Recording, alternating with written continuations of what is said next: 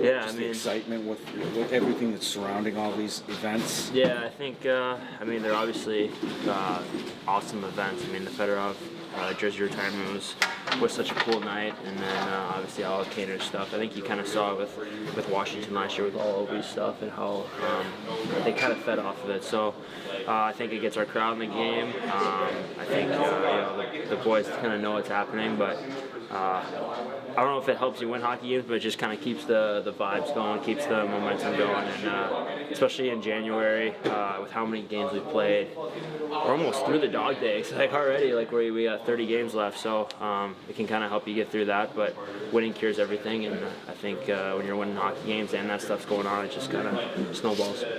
Do you remember what you thought when Kane first came in, when they signed him, and it was kind of, how's the hip going to hold up and everything? Yeah, I mean, I'd known him a little bit, skated with him a few times. Obviously, is super dedicated, does all the right things on and off the ice. So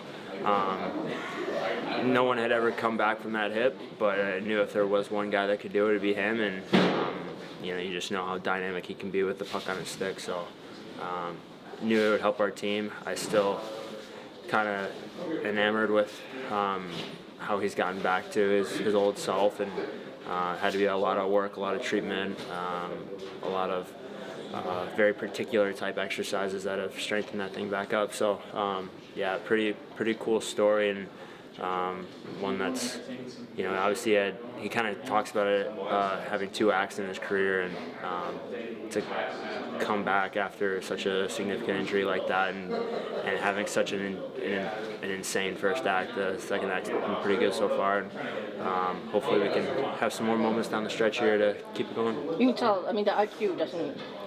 No, the age. IQ, and when you have hip surgery, it usually doesn't affect your hands. But just even as you age, And his hands that doesn't go. No, and I think there's a lot of players that play till they're 40, and those are usually the smartest players. I think of guys that I've played with, Paul Stastny comes to mind, who is just a super smart hockey player, and could have kept playing. So him and Kane are maybe have different types of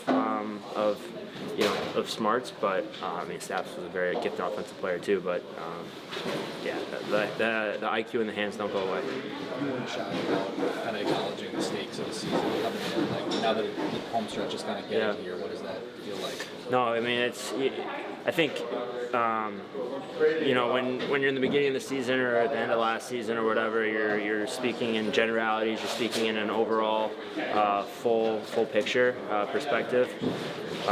We're in the battle right now, and I think it's it's a day at a time. We got another big division game tomorrow, and then trying to look at it as an 8-game segment going into the break, and let's kind of keep the momentum that we've created so far, and just concentrate on that. Then get the break, get some rest, get everyone as healthy as we can with all the lingering bumps and bruises. But I stand by those comments, but I'm trying to let's have a great 8 games going into the break, and then we'll see where we are after that. You've got Toronto tomorrow. Obviously, you've already beaten them 3 times this season, but lately they are playing better. But what has been the key for this team to beat Toronto already 3 times here? Yeah, I mean, I think the second game of the year was we played very bad in the first game, so we obviously had to respond. So, and those 2 games are so long ago, I couldn't even tell you exactly what happened. Other than I do know Talbot stole the game in Toronto, so yeah, I mean it's always a combination of things. I don't know if there's any one secret recipe. They got a lot of good players over there.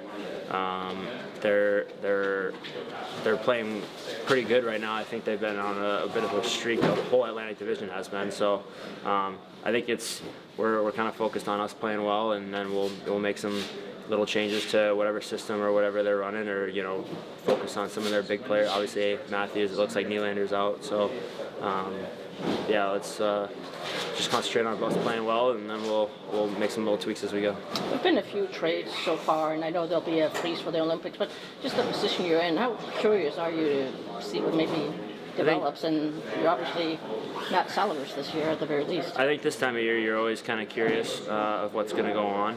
We put ourselves in a good position, but I've seen big moves made that end up hurting a team, with how things slot in and where they expect to play and all that. And I've seen, moves really help. So, I think we have full faith in the group that we have in here right now, and we've played a lot of winning hockey, and we want to continue that and focus on that, and let the coaches and management figure everything else out. This will be a busy stretch for you guys, 2-3 games in 4 nights. How has the group managed the condensed schedule this year in your eyes, and what's going to be the keys going forward here? Yeah, pretty well. I think we're a team that takes care of themselves on and off the ice. I think there's a lot that goes into, it's not just showing up for practice and getting out of here. There's so much treatment and so much, strength exercises and whatnot to keep us, in the best shape we can as this crazy schedule keeps going. So I think we've handled it pretty well. We haven't really been the greatest on second half of back-to-back, but we've always found a way to respond after that. So hopefully we can find a way to put 3 good games together on this trip, and then, like I said, then we got 5 left. So kind of really trying to hone in on this 8-game segment, empty the tank a little bit, and then we'll see where we're at. Olympic break will obviously be a good chance to recover, but how do you manage? It's a long break. It is a long break. We don't get the whole 3 weeks. I think we're back for like 9 days or something. So we'll be having a little mini training camp, which I'm sure everyone's looking forward to. Some guys will. I'm sure, maybe if they're more banged up, take a little bit more time and maybe not, do a few workouts on their own or wherever they go. Some guys might skate. I think it's kind of just up to the individual to see what you need. I think everyone knows the stakes, so I don't think anyone's going on a 2-week-long bender in Vegas. But, it'll be on everyone to take care of themselves and come back ready to go. Thanks, Copp. Maybe 500 a little bit more, but he's still, I think as it gets closer, he's giving me a little bit more pressure too. So it's, fun that he's at an age where he kind of can understand a little bit what's going on, or at least pay attention to what's going on. And definitely fun to have him along for the ride with me. Does this one mean a little bit more than 500? I remember you said before. Yeah. I mean, maybe. I don't know. They're both pretty cool. I mean, 500 is obviously a number that you kind of associate with goal scorers, right? And the points one is just as a little kid growing up in Buffalo, you never ever would dream of being in this position and having this opportunity, right? So it's pretty amazing sometimes how things unfold. Have you heard from Mike Modano at all? I mean, I haven't. could line up nicely if you get it Thursday. Yeah, in Minnesota, right? That's where he lives, I think. Yeah. So haven't heard from him, but I know that through different reports and different people telling me that he would like to be there when it happens. So we'll see how it shapes out. With all these your milestones, the Fedorov celebration, all the kind of things that are going on this month, how much extra special is it to be going through all this while the team's playing as well as they are in first place? Yeah, for sure. I mean, we've found ways to win. I think this team is really, especially coming from Todd in training camp, talking about resiliency and trying to figure that part out of our team game. And we've really done a great job of it this year. There's been plenty of times where things could maybe go the other way, and we found ourselves on the winning side of it. So, it's really a good skill to have, especially as you get towards playoff time. There's been a few trades so far, and I know there's a freeze for the Olympics, but how curious are you about how things will go? I mean, obviously you're a team that's in a position of being a buyer. Yeah, I mean, you pay attention to it a little bit more when you're in this position, and I think everyone feels pretty confident, with what we have in here right now and the team we have. I think we put ourselves in a position to, maybe go and get some players and try to be a team that's a buyer at the deadline. But, at the end of the day, I think as players, you just kind of focus on trying to get yourself as ready as possible and playing the games, and hopefully all that other stuff just kind of leaves to the side, and hopefully it all works out. And I'm sure whatever moves we make we'll be excited about if there's any, and Like I said, I think we still are very confident with the group we have in here going up against anybody. Tina, with the Olympic break and the standings are what they are, how big has that day-to-day focus been for the group, and how much do you think that's helped this team get to where it is right now? Yeah, I mean, just not getting comfortable, right? I think that's one thing Copp can really be praised for this year is not letting the group get comfortable, individuals, whoever it may be, staying on top of us, staying on us every day, whether it's practice day or game day, and just making sure we're as ready as possible. So he really deserves a lot of credit for that. I've heard the coach break when it's 2.5 weeks for the games. I don't know. I mean, it's just kind of, obviously for me, I was in the last couple of Olympics, so it'll be a little bit different this time. I guess you try to rest your body as much as possible. We still have like 9 or 10 days of practice when we come back, so there'll be time to get ourselves ready. But I think, especially for me with,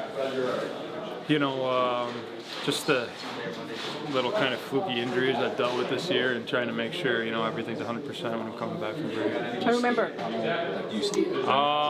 Probably not for the first little bit, but I think I'll probably be on the ice, a few times before we get back, just to kind of get yourself ready. I remember Four Nations. You said you were in Mexico watching it in a hotel room. Like, is that going to be similar this time, or? I don't know. I haven't thought about it too much. I'm not sure what time the games will be on and what the time difference will be, but if they're on, I'd definitely tune in and watch them and pay attention, especially to some of our guys playing over there. You've already had 3 games against the Leafs this season, won all 3 of them. Mm-hmm. What has been the biggest key in your eyes against the Leafs so far this season that's helped you get the 3 wins? We've won close games, right? I think that's the biggest thing. If I look back on the second game of the year, we were down a couple, came back and won in Toronto there. Apps scored a big goal late to give us a 3-2 lead. So I think we've found a way to come out on top of those close games. Thanks, Skinner. Thank you. Todd, any update? Sider left early. Is he? Yeah, both Mo and Ben just maintenance. They came out and got what they have. They're playing a lot of minutes right now. I want to make sure they're fresh and healthy. And just Patrick Kane.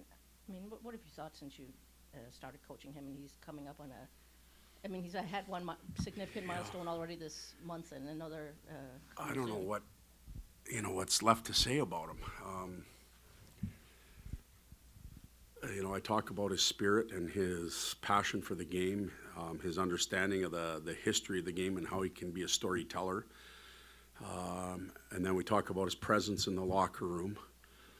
Then before the game is played, we have practices and how he commits himself to practice, to getting better. And, at that stage of your career, you could probably get away with floating through practice every now and then. You've probably earned the right to do that. Is it the right thing? No. But he doesn't choose to do that.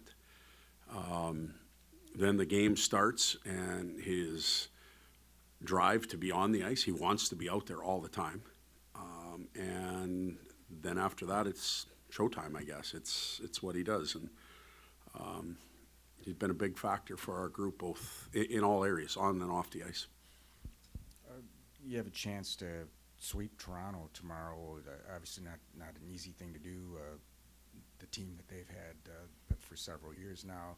You played well against Ottawa. I know you've talked about the importance of division games. Just what's been the key to the success against Toronto in particular? Well, the timing, first of all. We played them, I think, games 2 and 3, if I remember correctly. We opened up against Montreal and then back-to-back. And that first week, 10 days of the season is really unpredictable. I believe we talked about that then with, what are you really going to get from your team? And we played one really good game here, and we had a goaltender steal one in their building. So that's how those two rolled out. Then coming back after Christmas, we're both playing back-to-back. I believe how that happens, and we're at home, so I think that favors us a little bit. This one's pretty even keel going in there. We'll have to be prepared. They have played very well since Christmas break. Their home record's been real good since Christmas. Austin's alive, not that he wasn't before, but think he's got 11 or 12 goals in his last 12 games, so they're playing, and we're going to have to be well aware of how dangerous they are right now. First, do you plan to start Gibson, Toronto, and Talbot, Minnesota? We're going to start Gibson in Toronto, yeah, and then we don't really even plan that far ahead in case something happens, but it makes sense that Talbot would play in Minnesota. I also want to ask you, Raymond, you said the other night 300 shots. Was that an actual number you entered the season as a goal, or is it just about shot volume with a guy who can shoot that well? Like the more you shoot, the more you score. Yeah, it wasn't a goal. I didn't sit with him and say, hey, 300 shots, but I view Razor as a 35, 45 goal scorer, and that's pushing him to get there. But without shooting the puck, he's not going to get there. He's not going to have the chance. That just numbers and analytics and percentages, opportunities dictate that you won't. Yet I think he has a tremendous shot, and we saw it again the other night. I'd like to see his volume go up a little bit as the season goes on. But when he hasn't been shooting, he's been doing some other good things with the puck, setting up teammates. So he's got that in his bag as well. Marco seems just completely rejuvenated lately, especially in the last few games. He just looks like the player that we saw mostly in the second half of last season. What have you seen specifically from your vantage point on the bench of anything that he's doing differently, or just his overall confidence level just seems to have risen? I think the latter for the most part. It has been different over the last 3 weeks, maybe right around Christmas, before Christmas. I thought his game was coming then. There was still the talk about the slump and he did not point producing. And while we need him to do those things, we were okay with his game. He was playing hard. He was really skating. There was a tenacity, was and still is a tenacity to his game that maybe wasn't there earlier. And, just his involvement around the group verbally and body language and teammates, and you could tell he's got a lot more pop in him now than maybe he did when it wasn't really going real well for him. Hey, Todd, have you guys put any more extra emphasis on these final 8 games before the break? I mean, do well, and maybe you can do a little bit of separation there in the standings or whatnot. Not as a whole. We haven't had a team meeting and said, hey, we have 8 and we got to get 6 or whatever it might be. We don't do that. This 2-day break here has given us an opportunity to, one, recharge a little bit, but also to address some of the areas of the game, whether we did it on ice today or in the meeting before, areas that we need to polish up, and we'll kind of approach it that way and then play the games. I have said, I still believe that the teams that get in at the end are going to handle this stretch and the stretch coming out of the break better than the other teams will. So I guess that would be our goal. But it's not number-based or games-based or standings-based. How do you plan to handle the stretch of the break itself with that much time between games? Yeah, we've been planning already for it. We know who's going. We know who's staying. We know the days that are available to us to skate. We're trying to lay out what that might look like. Not overcommitting to it at all because we don't know where we'll be as a team. But when we get back, it'll look like training camp again. It'll be approached that way.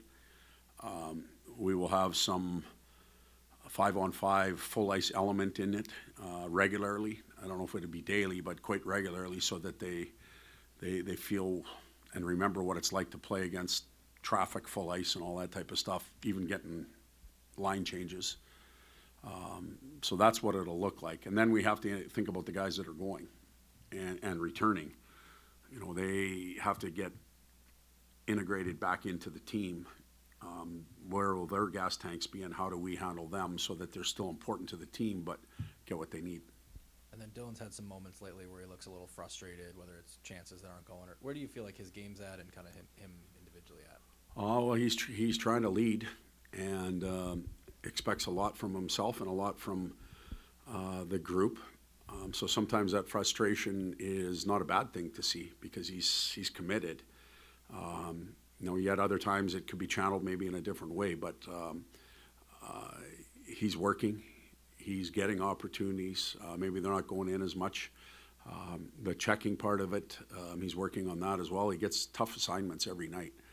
So in an 82-game schedule, for as important as he is and for as much as he plays, he's going to have frustrating moments, and he deals with it quite well.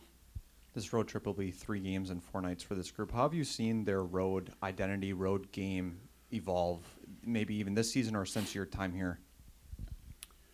Well, good teams find ways to win on the road.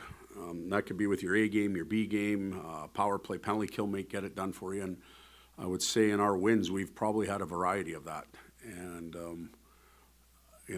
it's always nice to play at home, and it's great to be in front of your fans and have last change. But sometimes just being on the road is simple too. And I think we've handled ourselves well to this point. But it's only going to get harder as it gets tighter. It's going to get cranked up, and checking is going to get tighter, and game management's going to be even more important. So, I'm sorry. At this point, we're not right now, but we can get one instantly. Obviously, not far away. Good. Okay.